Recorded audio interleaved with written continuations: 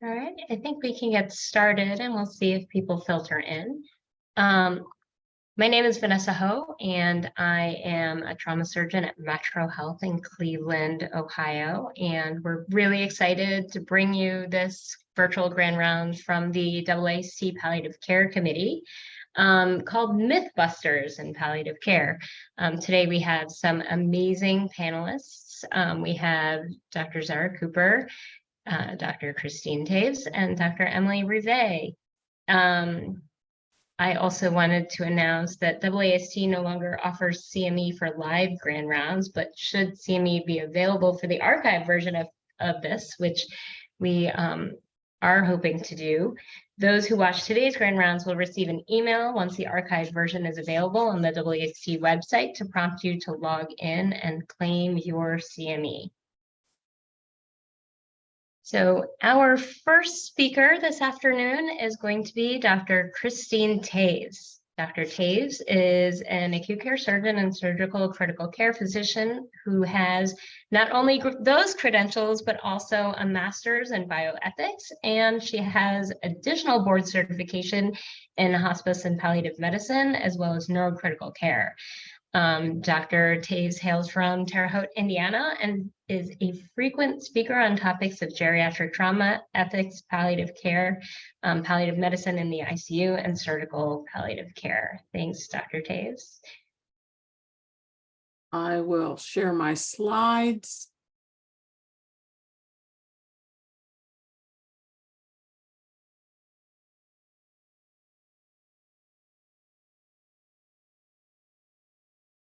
Okay, we're going to talk a little bit about do everything. I think all of y'all can see my slides.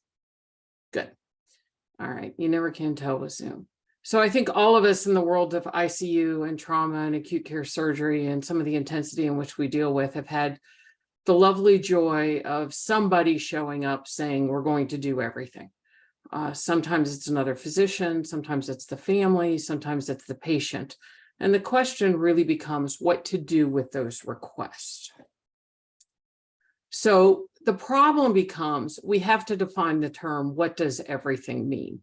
I think this article, which was written in 2012, is one of the best things that talks about children. And it says, okay, you're going to do everything, but literally you cannot do everything all at the same time. So if you want to have physical contact with your child, you can't code them and use a defibrillator at the same time. There really are limits to the do everything, and treatments can go in multiple different directions, but they can't go in not all of them at the same time. So you're going to have to make choices, and the family is going to have to make choices, and the patient is going to have to make choices. And the problem is if you use the global term do everything, there's an intense room for misunderstanding. So you really have to take the time to define the term. And as we all know, do everything 60 years ago, when there was little technology, meant something fundamentally different now that we're doing everything under the current technology. I've literally had families ask for brain transplants, not quite in the do everything category because we don't have those available yet. But the question becomes, when do you say we are doing everything? And how do you communicate that to the family? And how do you define that term? So one of the problems comes up is prognostic uncertainty. And I remember very early in my career dealing in this as an ICU physician with a surgeon who said, well, if there's 1 in a million chance of saving them, we should go on.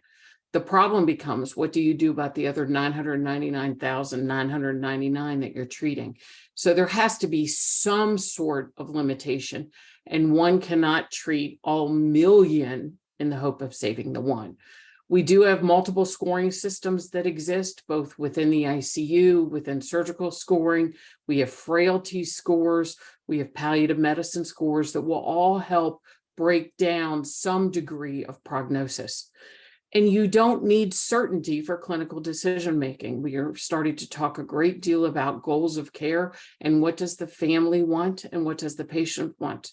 Because some of us may be willing to run the marathon that's required to recover and some are not. and that is perfectly reasonable. And they do get a say in their treatment option. And just because we're not completely certain of their outcome doesn't mean that we still have to do everything. You can consider mortality and functional outcomes and what it really is going to take for them to recover. Is it going to be a month in the ICU and a year in rehab? Or is it going to be a different path? Will they go to a nursing home, never go home? You can have those discussions.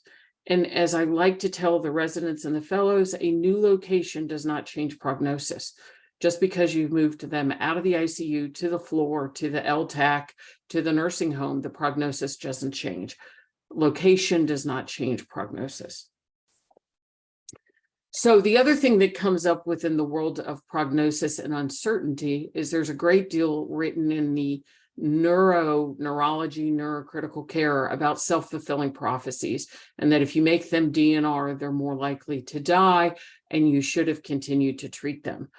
And now there was a recent article that came out about using frailty, and we shouldn't use frailty as a prognosis. I'm not sure that that's completely accurate. Perhaps for each individual, we cannot determine an exact prognosis, but having treated thousands of patients in our career, we can give a pretty good estimate and timeline of what recovery will look like and what it will take to get there. So interestingly, the TQIP guidelines for management of traumatic brain injury, where we start talking about self-fulfilling prognosis, talks about you shouldn't even begin to have a discussion and talk about prognosis till 72 hours. That's in direct conflict with the ICU guidelines that talk about family meetings should start at 24 hours and starting to manage expectations should happen at 24 hours. I'm not sure I know what the right answer is, but I think waiting 72 hours to even begin to talk to family about what might happen is not quite the right thing to do. So there's generally considered a stepwise approach of what to do. First is to try to understand what they mean by do everything, and then propose a philosophy for the treatment plan, including time-limited trials. Well, we can try dialysis. Let's try it for 72 hours. If their kidneys don't recover and they're not improving, then we'll need to make some different decisions. Recommend a plan of treatment, best case, worst case. I recognize in medicine, we're trying to say all treatment options are the same and they're all morally equivalent, but they are not. They really aren't. All treatment options are not the same. And a best case, worst case scenario option is a good way to begin to discuss that. Support emotional responses, whether it's you or you have the chaplain involved in these discussions or social work or someone to help support the family as they walk through this process, and then negotiate disagreements and try to nip those in the bud as best you can before they truly escalate into a crisis situation. So managing expectations, I believe very strongly in the informed consent process before we operate on a patient, before we put them on a ventilator, before we do anything those ideas in terms of what we can offer in the world of medicine, that we manage expectations. Here's how I expect this to help. Here's what I expect the recovery to look like. Here's what it's going to take to get better. And then unfortunately, we often have different expectations about life expectancy, suffering and interventions, and prognostic uncertainty, but that doesn't mean we can't all begin to communicate the same message about what it is going to take to restore health. This interesting article in Annals of Internal Medicine talks about 5 different categories of do everything. Do everything that might provide maximum relief of suffering, even if it shortens a life, or do everything to prolong the life, even a small amount, regardless of the patient's suffering, and everything in between. So that's why the phrase do everything has different nuances, and it's important that we communicate and determine exactly what the family or the patient is hoping under the guideline of do everything. So there are a couple of things to try not to say, which can be very difficult, and I understand that there are multiple different specialists potentially involved in communicating different messages, but part of the goal as a physician is good communication with patients and families. So to say there is nothing more to do is not true, because we can always provide comfort care. We can relieve suffering. There may not be anything more medically or technology oriented to restore to health, but It also falls under the phrase, don't say, would you like everything possible? Because of course, the default answer is, of course, I want everything. Why wouldn't I want everything? So to phrase it that way is not a very good phrase. We will stop the machines is also probably not a good one. More a phrase of, well, you will stop life-sustaining therapy and focus on comfort. And Zara will get into that a little bit more. And to say we're going to withdraw care or withdraw of care, because we don't. We continue to treat the patient. We continue to focus on the patient's symptoms. We continue to focus on relieving suffering. We may just have changed the goal from trying to restore health and get them back to where they were before they were injured or critically ill or post-surgery or whatever brought them to the situation where you're having this discussion. And I will stop there. Stop sharing.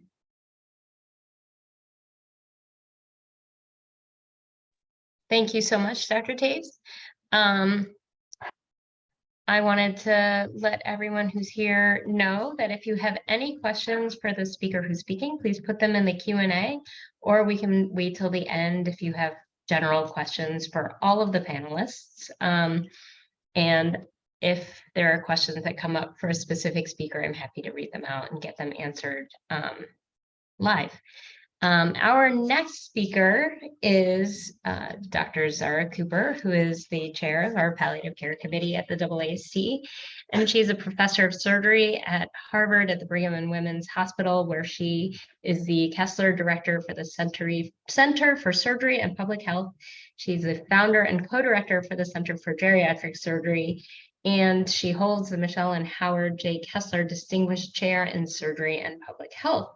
Dr. Cooper does health services research and innovation with a focus on using principles of geriatric medicine and palliative care to improve surgical outcomes. And we are happy to have Dr. Cooper today talking about comfort measures only does not mean do nothing.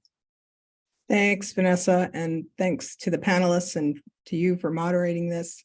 And I apologize in advance. I have managed to become a professor of surgery, but I cannot operate my slides. So I'm going to ask Caitlin if you could advance to the next slide.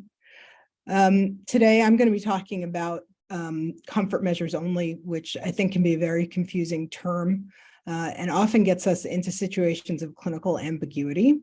So I'd like to do a case study with the group that I think illustrates some of the points that come up with this. So Martha Jones is a 79-year-old woman who's admitted to the trauma service with multiple rib fractures and moderate traumatic brain injury and a right wrist fracture after an unwitnessed fall at home. She has coronary artery disease. She has CHF with an ejection fraction of about 20%. She's got a history of a TIA on Eliquis, and she has COPD, which requires occasional oxygen at home. She has mild to moderate cognitive impairment, which is characterized by forgetfulness and emotional outbursts with agitation. She lives alone, but her only daughter lives nearby. The patient is described as fiercely independent and has rejected family concerns about her safety. She no longer drives. She's no longer able to do her own bills, and she has meals and wheels and a visiting nurse come to help her with medication checks as part of her Medicare Advantage plan. The patient is very religious and is spiritual and is just waiting for the good Lord to take her. Socially, she had 3 husbands over her lifetime and 3 children. She was divorced once and widowed twice. Her sons were killed together in a car crash when they were in their 20s. And her remaining daughter, Sheila, is a 59-year-old single mom with her own health problems who has 2 estranged sons herself and is raising 2 of her grandchildren who live with her. Next slide, please. Caitlin, can you do the next slide? Thank you. So she's admitted to the hospital. She's seen by the acute pain service who recommend rib blocks for her, but she refuses. And per geriatric protocols, she's prescribed round-the-clock Tylenol and as needed oxycodone 5 milligrams. She does not ask for her PRN and denies pain. And by hospital day 2, she's delirious and aspirates. Her oxygen requirement increases from 2 liters to 6 liters, and her breathing is labored. Her clinical condition appears to be worsening, and the trauma team calls Martha's daughter about transfer to the intensive care unit. Next slide, please. So the conversation, I think is critically important at this stage and won't necessarily be the focus of this part of the talk, but I do think in these scenarios, it's important to assess the daughter's illness understanding, to describe the patient's current illness, to put the current events in the context of overall health, and to start talking about where this is headed, very much like Dr. Toevs described in her talk earlier. So in this scenario, you know, helping the daughter or understanding what the daughter sees about her mother's health condition is really important. So the daughter describes that her mother isn't able to do much independently, that she has trouble breathing, she can't walk very far, that she's been hospitalized multiple times over the past 2 years, but refuses to go to an assisted living or nursing facility. The daughter is too overwhelmed herself to have the patient come and live with her. And the patient has said that they are, fiercely independent and don't want any assistance. And so the daughter describes that she feels very torn because she knows that her mother's health is getting worse, and yet she doesn't feel like there's an opportunity to give her a safe environment. In the setting of the current illness, the patient who has, significant cardiopulmonary issues has aspirated and now has a pneumonia with an increasing oxygen requirement and hypoxia, which puts her at very high risk for needing ventilatory support, and given her COPD and her heart failure, having difficulty coming off the ventilator. She's already so debilitated and dependent that it is highly likely that after she were to leave the hospital, she would need a nursing facility, and it's also quite likely that she wouldn't be safe to go home, so that she would be in a nursing facility the rest of her life. And the patient has said that this is not an outcome that would be acceptable to her. And so next slide, please.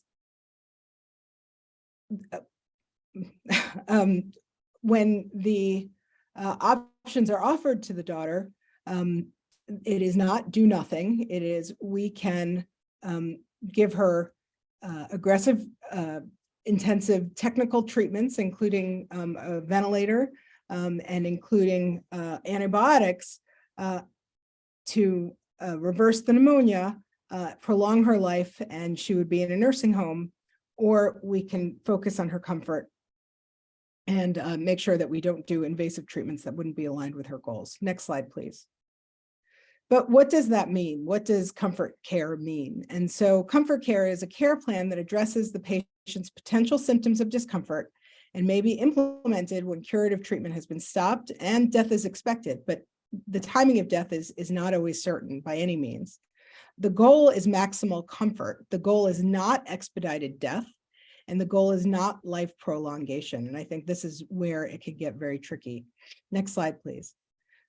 So I think it's important when we think about comfort measures to think about the palliative care concept of total pain, which includes physical pain, psychological pain, social pain, and existential pain. And all 4 of these areas need to be addressed in order to provide maximal comfort for the patient. Next slide, please. So it's also important for us to think about what some of the ethical challenges are in these situations. From an ethical standpoint, we want to protect the patient's autonomy. That can often be difficult in a situation like this, where the patient is delirious and lacks capacity to make her own decisions.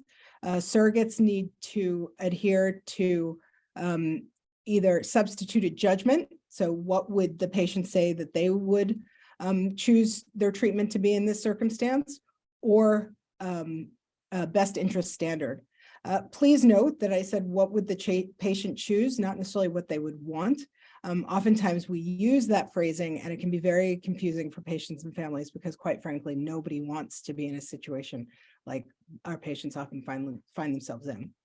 We also want beneficence, so we want to do good for our patients, non-maleficence, do no harm, and justice, which is less relevant here in the context of resources, but obviously that's an important ethical principle.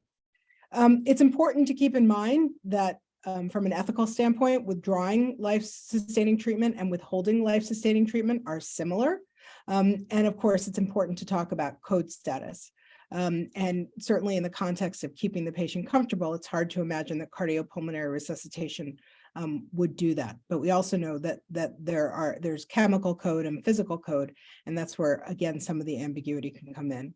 And then, of course, we want to talk about the double effect, which is sometimes the medications that we give to provide maximal comfort can hasten death, but as long as the intention is not to hasten death, we are ethically grounded in those clinical decisions. Next slide, please.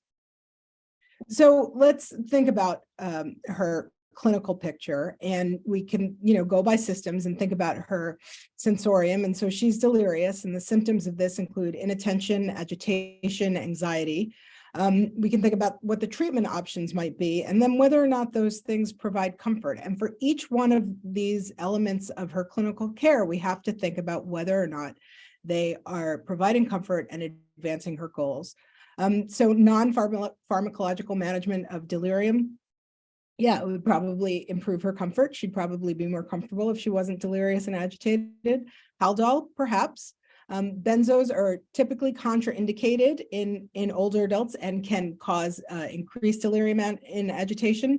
Sometimes it has a paradoxical effect in that it can reduce delirium. And so in some circumstances, particularly around anxiety related to impending death, it can be very helpful. Physical restraints, which are often used as a last resort, would not provide comfort, and so would not be appropriate. Family presence would probably provide some comfort. She has hypoxemic respiratory failure. The symptoms here are dyspnea and confusion. So chest physiotherapy could provide some comfort if it helps to remove her secretions, but having somebody kind of beat on your chest and percuss can also be quite uncomfortable. And so it depends on how she responds. Having the head of bed elevated, repositioning her, again, it depends on how she responds to plus minus. Morphine may, at certain doses, help address her dyspnea, but can also cause myoclonus and additional confusion and side effects related to itching and pruritus. So again, it's a risk balance. And then oxygen can also provide comfort, particularly humidified oxygen, but may prolong life. And if that's not aligned with the patient's wishes, then probably shouldn't be used. And so forth. We can go down the line thinking about her congestive heart failure, whether or not she should continue to receive her beta blockers, her ACE inhibitors, diuretics. We know that she's aspirated. Do we keep her NPO? Probably not. Feeding can provide people comfort and can help resolve some of the discomfort in their mouth. Maybe she would do better with hand feeding. At the same time, if she does have increased secretions, then those need to be dealt with desiccants. If we think about that, patients who have labored breathing and dyspnea and a rapid respiratory rate are often dehydrated because of insensible loss. They're at risk for acute kidney injury, and so IV fluids are often the solution for that. But in somebody where the focus is comfort, particularly somebody who has congestive heart failure, additional fluid can cause shortness of breath, edema, and discomfort. And so that is often one of those treatment decisions that can be morally ambiguous for clinicians who don't understand the ethical underpinnings of comfort measures only. I think antibiotics is another place where people feel conflicted. IV antibiotics, especially in the setting of somebody who can't tolerate a lot of fluid, can be really challenging for individuals to tolerate. Zosyn requires a 500 milligram, diluent. And so if the patient can tolerate PO antibiotics, it's reasonable to treat her with those antibiotics as long as it doesn't provide discomfort. Thinking about her prophylaxis, as I mentioned, she has a history of stroke. We want to prevent clot because she's largely immobile. Subcrew heparin is not providing her comfort. Eliquis is probably not providing her comfort either. Tubes and lines, typically you want to get rid of telemetry. Feeding tubes are not recommended. IV lines. The catheter often does stay because it can be very uncomfortable for patients to need to get in and out of bed or to use a urinal. Next slide, please. If we think about treating total pain, we should think about all the physical symptoms that are associated with, that can be associated with imminent death. Thinking about the fact that the patient may be immobile, so we want to move them around. They may be sleepy or unarousable, or they may be alert. I think one of the things that often trips clinicians who are inexperienced in dealing with people who are dying is that it is possible for patients to be alert, to have normal hemodynamics, and to also have normal lab values and still die. And so sometimes that can surprise us. So, all patients who are imminently dying are not necessarily sleepy and unarousable. Nonverbal, they may have arrhythmias, they may not. They may have hemodynamic instability, they may not. They may complain of pain or not. Oftentimes we need to look for physical signs of pain, like tachypnea, diaphoresis, that kind of thing.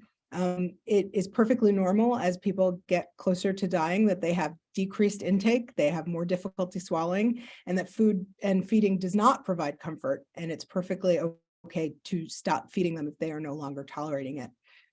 Because folks have difficulty managing their secretions, they have a death rattle. They can also have tremor and myoclonus that is unrelated to medications that they're receiving. And this can be very confusing for family members who often see the myoclonus as indicating pain. The same with changes in respiration and difficulty with communication. Important to think about treating total pain. So the psychological aspects of this might include agitation, confusion, hallucinations, sadness, or some patients may have, peaceful content at the end of life. It's often hard to predict. The social aspects of pain, I brought up the fact that she had sons who had died, and that she also had been divorced, and that she had widowed by 2 husbands, to think about where she may have wanted closure, where there might have been conflict resolution, feelings of safety or lack of safety, especially given some of the violent episodes around the deaths in her family. She didn't want to be a burden on her family. And so making sure that she feels like she has been able to achieve those social goals and meet her own social needs, I think is very important. And then also thinking about what does the family need, giving the family, her daughter and her daughter's grandchildren an opportunity to come in and to see her if they would like, if they're going to sit at the bedside, making sure that they have comfortable chairs to sit in, that they're fed, that they're able to take care of themselves, and that they feel supported is important for peaceful passing for the patient. And then, people also have existential pain toward the end of life. Dying patients may describe near-death awareness, where they start talking to loved ones who have died or who have passed. They might start reliving events, either happy or sad, that have been weighing on them.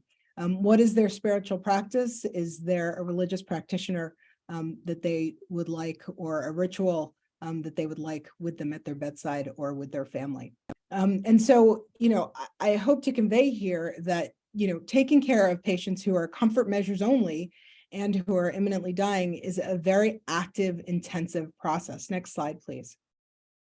And so, what makes Martha comfortable is going to be dynamic. It may require intensive comfort measures, and the ICU is really the intensive care unit. And so just because a patient is dying doesn't mean that we stop caring for them. And so at times it is perfectly appropriate to have a patient in the ICU specifically to make sure that their symptoms are managed while they are dying. Dying is an active process and needs to be monitored closely. And I think the other thing that comes up is, what if she lives? What happens if she lives? What if the antibiotics work? What if they work very quickly? And so her AKI resolves and her heart never gives out and her delirium resolves because she has non-pharmacologic management. And what if she lives? That's okay. That's okay. And so, in these scenarios, you have to prepare the family and often the care team for the possibility that things will not necessarily go the way that we predict, and that we need to support and practice the principle of non-abandonment with the family, no matter the outcome. So with that, I will turn it back to Vanessa, and thank you very much for the opportunity to present. Thank you, Caitlin. Thank you so much. We do have one question in the Q&A window, which asks, when a comorbid patient presents with a seemingly benign issue, but you know that this could result in a poor outcome, how and when do you approach the family? And the example given here in this question is an older patient with comorbidities who has a perforated viscus, but they eyeball well, but this is potentially this patient potentially has poor outcomes. Is this something that you would explore preoperatively? Do you lay some groundwork for having a conversation later? I think a lot of times this is seen as a life or death situation, and the patient gets whisked off to the OR with your fingers crossed. Like, how do you approach this kind of situation when a patient is looking good but has potential for poor outcomes? Thank you for that question. I think that is, a challenge that we face every day. I think we have the knowledge of the patient's potential trajectory, but the family has the knowledge of the patient. And so, just as I described the elements of the conversation for Martha Jones, I would say that the elements of the conversation are actually quite similar. And so it's first to assess whether or not the family has an understanding of the patient's underlying health state. If they tell you, if you've got a patient like Martha Jones who has, multiple comorbidities, but the family tells you everything is fine, then you know that there's some education that you need to do up front to help them understand the context. And then once you establish kind of a common understanding as best you can of what their health state is. And oftentimes I'll ask the family to describe what they see. So, is the patient able to drive by themselves? No. Well, why? How often are people checking on them? Well, a few times a day because they're forgetful. Oh, okay. How much are they moving around the house? And so just like I was saying, clinicians can do, family members can often mistake a sense of humor, an intact sense of humor, for an intact physiology, which is not necessarily the case. And so kind of helping patients' families walk through, the things that you're worried about can be a very illuminating part of the conversation. And then, to talk about what's happening in this event and what it takes to recover and what we ask of patients to recover, so it's not, I often call surgery controlled trauma. And so if you imagine that, we're going to make, we're going to do these things, and then we need them to be able to get up and walk. We need them to participate in their care. We need them to do all these things to have a smooth recovery. And you're telling me that they weren't able to do these things before this happened. We can start to think about how challenging that might be going forward. So, sometimes these conversations are difficult to have preoperatively, although at least at my medical center, our operating room is not quite always that efficient that we usually have 20 or 30 minutes to have this conversation if we need to. And it doesn't necessarily mean that you're trying to talk the patient's family out of surgery. It's that you want to prepare them for what you worry about is to come. And one of the communication tricks that we often use in palliative care is, I hope, I worry, I wonder. And, you can align with them and say, I really hope that they get better and they pull through this. Absolutely. But I'm really worried, and when a doctor says to somebody that they're worried, that makes that person worried, even if they weren't, and so I'm really worried. And so I wonder, can we think about the things that are important to them if things don't go well? And that's a conversation that, in a seriously emergent situation may be better had after the operating room. But nonetheless, I think, it's important to have soon within their hospital course. I hope that answered the question. I really appreciate that answer. And what I've loved about the two talks so far is that you guys have really given us some language to use, because sometimes I think that we want to have these conversations, but we don't necessarily know exactly what to say. So the idea, things that I've learned include like the idea of saying, what would patients choose as opposed to what would patients want, because those are subtly different. And I know that Dr. Toevs, one of the things that you said was, don't say like we're going to remove the machines. And I definitely hear that being said a lot. So I'm really excited to move on to our last speaker, Dr. Emily Rivet. Dr. Rivet joins us from the world of colon and rectal surgery, and she's our special guest today for the AAST. She is currently at Virginia Commonwealth University in Richmond and is fellowship trained and board certified in hospice and palliative medicine as well. Dr. Rivet has an extreme interest in the study and teaching of communication skills, code status management, and complex healthcare decision-making. And one of the reasons we invited Dr. Rivet today is she has really done a lot of thought about DNAR in the OR, and we're really excited to hear what she has to say today. Thank you. Thank you so much for this opportunity to talk about this topic that I've really spent a lot of time thinking about since 2019, as you can see from this diagram that illustrates the complexity of it. And I've been really lucky to assemble a great team here in Richmond, including people with expertise in IT and the medical director of palliative care and a woman who's an RN JD who have helped me with this effort. And I'm going to talk a little bit about the work that we've done here as well as national guidelines. But I think to me, one of the sort of core aspects of code status management in procedural and operating room spaces is just the absolutely enormous gap between established principles and guidelines and what exists as actual practice, both what we've examined here as well as what is published from national journal, from others in other institutions. So just to do my myth busting up front, there are multiple statements that support the idea of reconsideration of code status at events like procedures and operations. This includes a statement from the American College of Surgeons, the American Society of Anesthesiologists. We've done some work in cardiology that I'm going to talk about in a little bit, and even the Society of People that do cardiac caths has a statement in their quality guidelines and best practices that speaks to this and says that the cardiologist performing the procedure should speak to patients about their code status and document the discussion. One notable gap is that in endoscopy, there is not currently a published guideline from a national organization. And interestingly, this little paper that is in the back is a survey that was done of gastroenterologists, and more gastroenterologists actually supported automatic reversal of code status for endoscopy procedures than thought that there should be an opportunity for patients to maintain their DNR for procedures.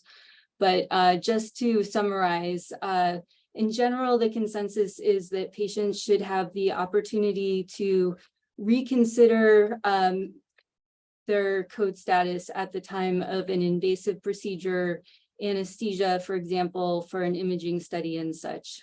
So that is something that I think people agree on. So we did some work here at VCU to understand whether we were actually aligning care with this, with the national guidelines. And we started with a survey to look at whether there was a consensus on whether this was important and something we're spending time on. And as you can see here, naively, we initially thought that we could consider perioperative and procedural spaces as kind of one space, which we quickly learned that these spaces are very different when it comes to code status management. And what we saw was that there is consensus on the importance of code status management, but that less than half of patients with a DNR code status were identified as such prior to surgery. And a very, very small number of patients had care that was actually aligned with best practice, including changes in orders and documentation of discussions. And there was also somewhat alarmingly a failure to replace the pre-procedure code status with some frequency without documentation that there was an intention to do so. And that was in the operating room. In invasive procedural spaces, there was even a lower rate of identification of DNR patients as such prior to procedures. And the documentation and management varied depending on the space. And as you can see, not surprisingly, in endoscopy, there was a fairly high rate of failure to identify the patient's code status. So we did an intervention that included enhancements to our EHR, which was Cerner at the time, and we integrated a discussion of code status into our operating room pre-brief and debrief. And this is just an example of the language that we incorporated into the EHR and made available for people to use as dot phrases. And one thing I'll draw your attention to here, which is controversial, I think, is that after much discussion, we decided that patients could have the opportunity to maintain their DNR with respect to chest compressions and defibrillation, but that patients should be willing to accept intubation in the operating room setting. And the rationale for this was that in the operating room, the way to manage dyspnea is with intubation. Like, the anesthesia team does not have experience and comfort with palliative management of dyspnea, and intubation is reversible. Like, the patient can be taken to out of the operating room and extubated and receive comfort measures. But I know this is not necessarily a universally applied practice, so I'm curious if there's time for discussion what people's reactions to this is.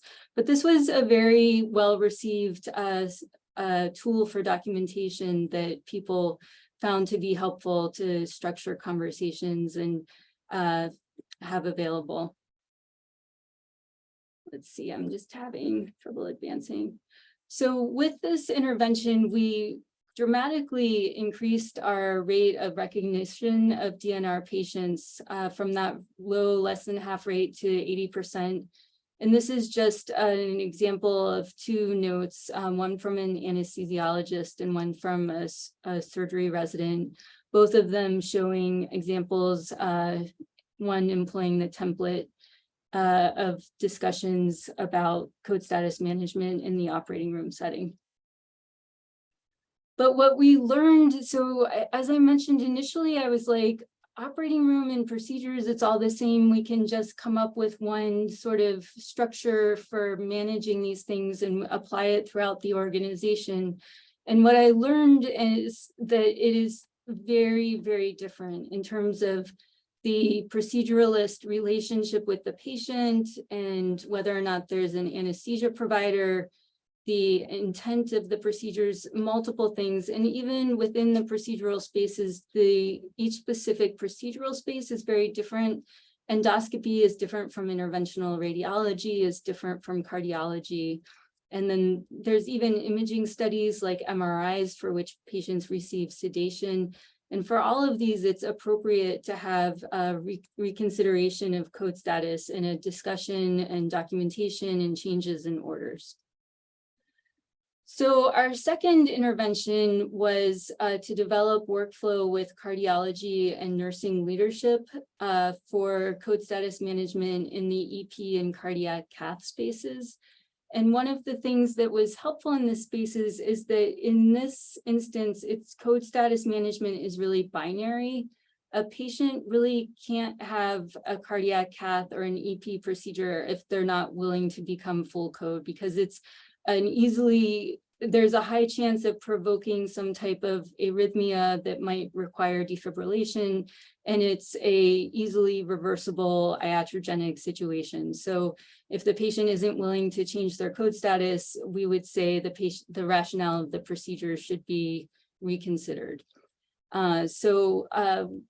This project, although small in scope, was initially thought to potentially be difficult because it could impact clinicians throughout the hospital, because the workflow includes the primary team having the discussion and placing signed and held orders for the procedural full code status and to restore the pre-procedure DNAR code status after the procedure is done. And this is just an example of the workflow. And as you can see, the patient was made full code for the procedure. We created a special full code order in our new EHR, which is EPIC, which states that the patient is temporarily full code for the procedure. And this is largely a nursing-driven project, which has been really amazing. There's been some cardiology nurses that have been very energized about this and have really taken the lead on making this pilot happen. And then we also had some amazing energy from people from the IT standpoint who helped us also create some enhancements from the standpoint of helping to make sure that there isn't the failure to replace the DNAR order post-procedure. So this is a BPA or best practice.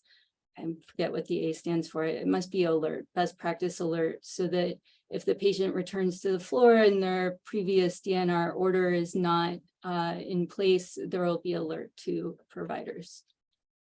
So that's what I have to say about our work at VCU. And what I would say is that our experience very much aligns with what people have described in terms of outcomes elsewhere.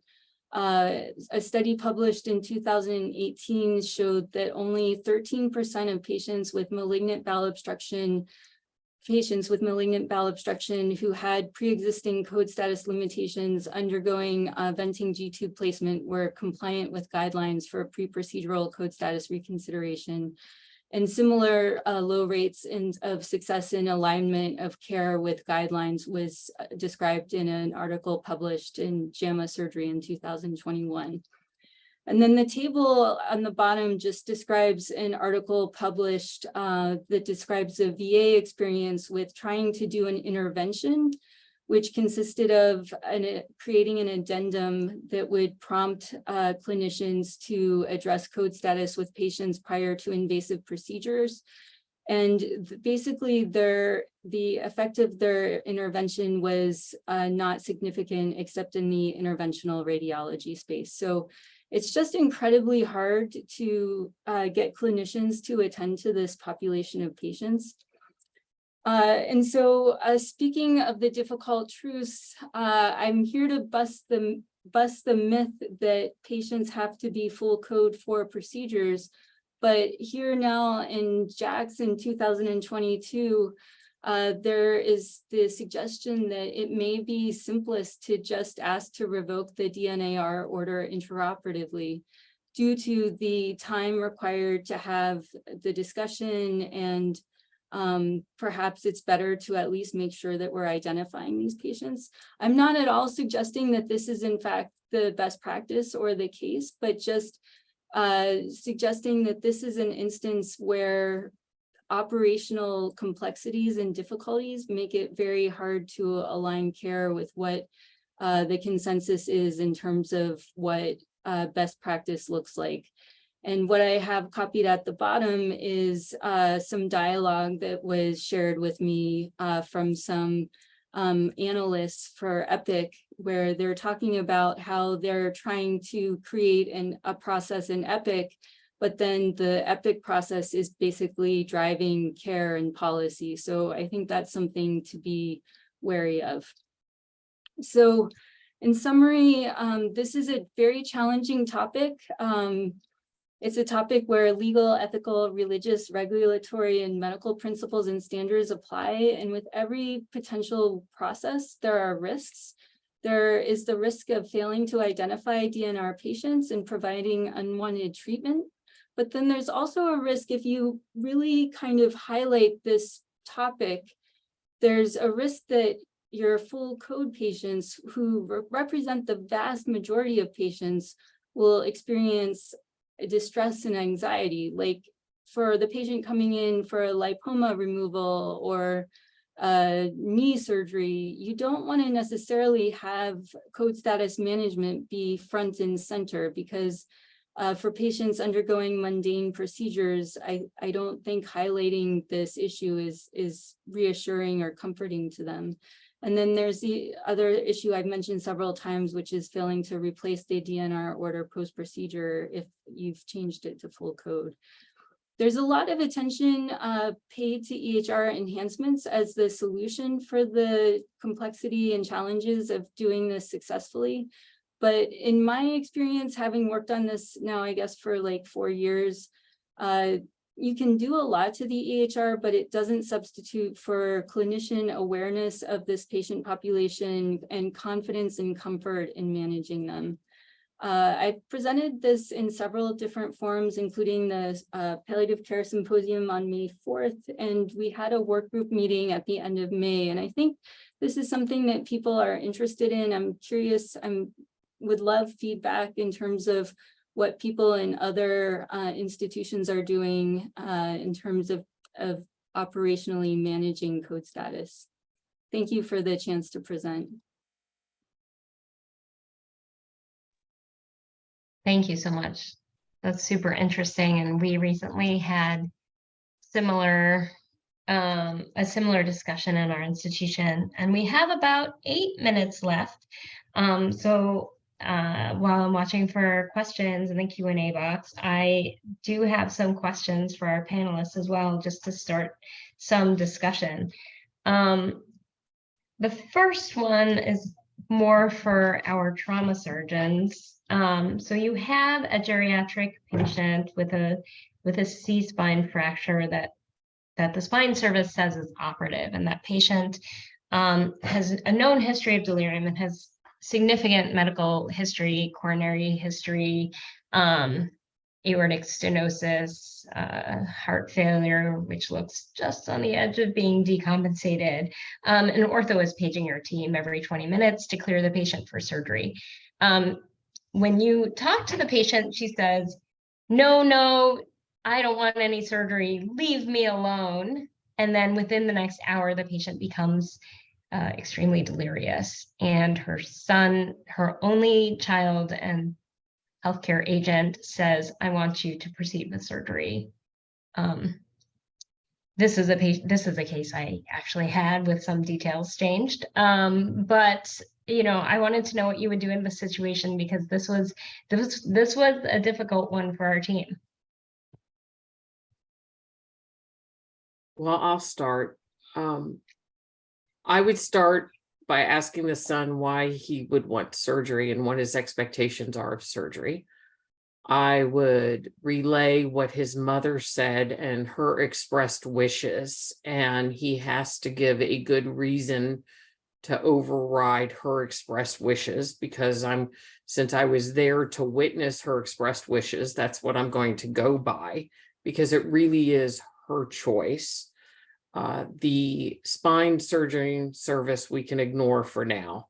They're not in the decision-making process. And of course, they're one to operate. I mean, when you're a hammer, everything's a nail. And although they did try to consent the son, so now the son is really convinced that she needs the procedure. Of course. And then I would use the best case, worst case scenario phenomenon about really what her post-operative care is going to look like. We can operate, we can fix it. And I use that scenario a lot when I talk to patients. I'm a surgeon. There's a hole. There's a problem. I want to fix it. But the ICU doctor part of me tells me here's what's going to happen. And the palliative medicine part of me says, maybe we have some other options. And I often relay discussions in that fashion and say, yeah, we can fix the hole. I just can't get her through the post-operative period. And let's talk about what that's going to look like. So I think there's a lot of language, and it takes a lot of time to break apart the different parts and to communicate with the son. Thank you. Yeah, if I could, I would just kind of add on to what Christine was saying. I think it would be important to me to understand how much clarity the patient had when she said, no, I don't want anything, and whether or not at the time she had capacity. If she did, I completely agree with Christine that I would really emphasize that, and that is, our first obligation is to the patient and to help the son come to terms with that, because that can be really, really hard for families to digest. But I do think in those circumstances where it's often really challenging is that it's hard to determine if the patient has the capacity. And by that, I mean that they can weigh the risks and benefits and that they understand the alternatives of treatment. And if, you know, that they don't operate, that she won't walk again. Unless I've been able to clearly have all those conversations, it can be hard. I think the other thing that I would say in terms of, you know, kind of the palliative other options, I think Christine's exactly right. And when you talk about the palliative part of you, Christine and I happen to both be board certified, and Emily is as well. But, you know, I just want to reemphasize to this audience that palliative care has been called the fourth pillar because the patients that we deal with are so ill. And that, you know, all acute care surgeons should really have an understanding of the options in their armamentarium. Thank you. All right, this is a question for all of you. Okay, so you find out through the grapevine, just by talking to some OR charge nurse, that the OR leadership is creating a mandatory rescind DNR protocol in the periop period, and they have not involved any surgeons in the process. What do you do about this, and how do you go about trying to rectify that process without making everybody mad at you in your institution? Well, I mean, I think the first thing is that process is in conflict with multiple national guidelines. As I was describing at the start of my talk, the American Society of Anesthesiologists, the American College of Surgeons, I think they directly say that patients should be given the opportunity to choose their preference with respect to code status. I would figure out logistically who actually mandated it, who's going to enforce it, and then figure out who I need to speak to say, these aren't the national guidelines. We need to do things differently. And not everything can be an automatic reversal of code status. And then just figure out how to work the process. It may be involving calling another committee, but a lot of this is talking to individuals and showing them what's really out there and helping them to understand why that is not the best option as a universal policy.